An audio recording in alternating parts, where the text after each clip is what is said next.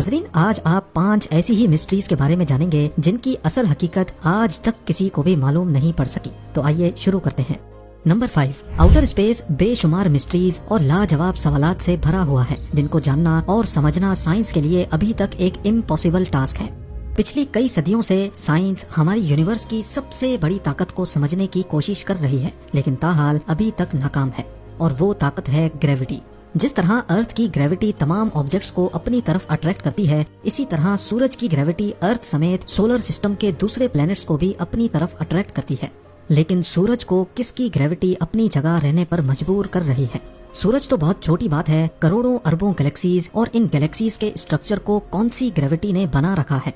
कोई तो ऐसी चीज जरूर है जिसका मास इतना ज्यादा है कि वो इन तमाम गैलेक्सीज को अपनी अपनी जगह पर मेंटेन किए हुए है। साइंसदानों ने इस ना दिखने वाली ग्रेविटी को डार्क मैटर का नाम दिया है, और ये मैटर हमारी यूनिवर्स के 85% मास को कवर करता है।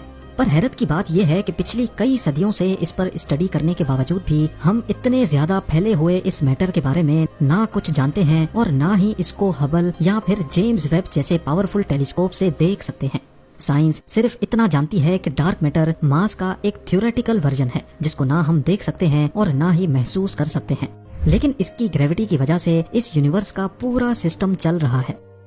नंबर 4, बेशक दुनिया के पावरफुल टेलीस्कोप से हम 13.1 बिलियन लाइट ईयर्स दूर गैलेक्सीज को देख सकते हैं, ब्लैक होल की फोटो कैप्चर करने में कामयाब भी हो चुके हैं, और साइंस की पावर इस्तेमाल करके हम 14 करोड़ किलोमीटर दूर मार्स पर कई रोवर्स भी भेज चुके हैं। लेकिन सबसे बड़ी हकीकत ये है कि ये तमाम मिशंस हम जिस प्लेनेट पर रहकर कर रहे हैं उसके ओशंस को अभी तक एक्सप्लोर नहीं कर पाए।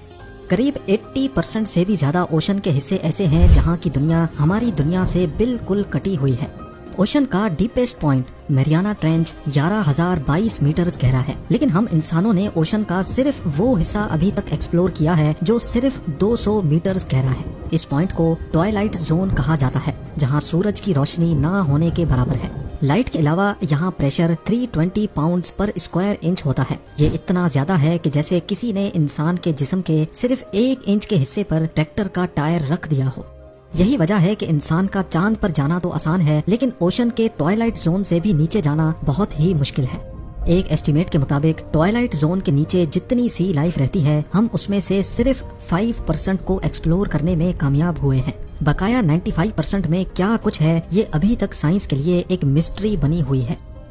नंबर 3, वैसे तो एक छोटी सी चींटी से लेकर एक बड़े हाथी तक जितने भी लिविंग बींग्स हैं वो प्रॉब्लम्स को सॉल्व करने के लिए अपना ब्रेन इस्तेमाल करते हैं। अगर ब्रेन ना हो तो कोई भी लिविंग बीइंग छोटे से छोटा प्रॉब्लम भी सॉल्व नहीं कर सकता। लेकिन स्लाइम मोल्ड के नाम से पहचाना जाने वाला ये एक बहुत ही सिंपल ऑर्गेनिज्म है, लेकिन इसके साथ ही ये बहुत कॉम्प्लेक्स भी है, क्योंकि स्लाइम मोल्ड के पास ब्रेन नहीं होता और इसके बावजूद भी ये बहुत चालाक माना जाता है।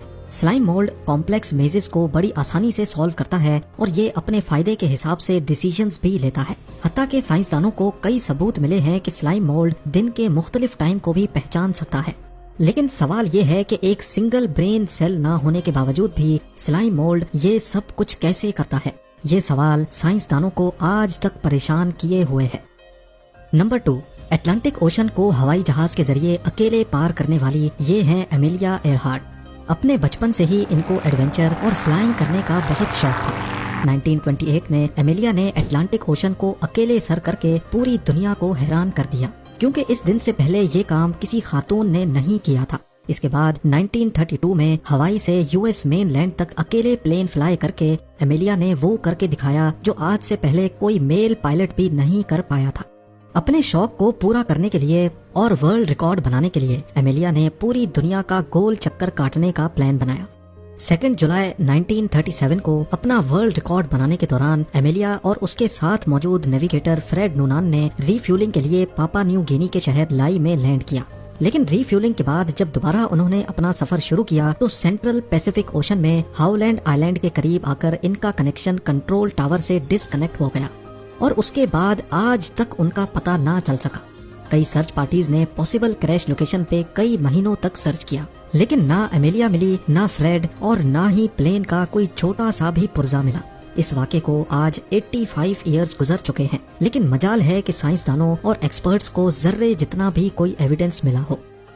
और अब नंबर 1, ये किसी आर्ट गैलरी की पेंटिंग नहीं, बल्कि ये चाइना में मौजूद ज़ेंगजी नेशनल पार्क की रियल फोटोग्राफ है। 322 स्क्वायर किलोमीटर पे फैला ये नेशनल पार्क अपने रंगीन पहाड़ों की वजह से पूरी दुनिया में फेमस है। रंगत से भरी इन खूबसूरत पहाड़ियों और रॉक फॉर्मेशन को देखकर ऐसा लगता है कि इनको शायद किसी ने कलर पेंट किया है। हकीकत में ये बिल्कुल नेचुरल हैं। लेकिन सवाल ये है कि आखिर ऐसा मुमकिन कैसे हुआ। कई साइंसदानों का मानना है कि पहाड़ों के कलरफुल होने की वजह यहाँ मौजूद सैंडस्टोन और मिनरल्स का मिक्सचर है, जो कई सालों से केमिकल रिएक्शन कर रहा है। लेकिन ऐसा इत्तेफाक तो कई और जगहों पर भी होता है, तो ये कलरफुल फॉर्मेशन सिर्फ यहीं पर ही क्यों है? जो लोग इस थ्योरी को नहीं मानते, उनका कहना है कि अर्थ की टेक्टोनिक मूवमेंट्स की वजह से ये खूबसूरत फॉर्मेशन बनी है।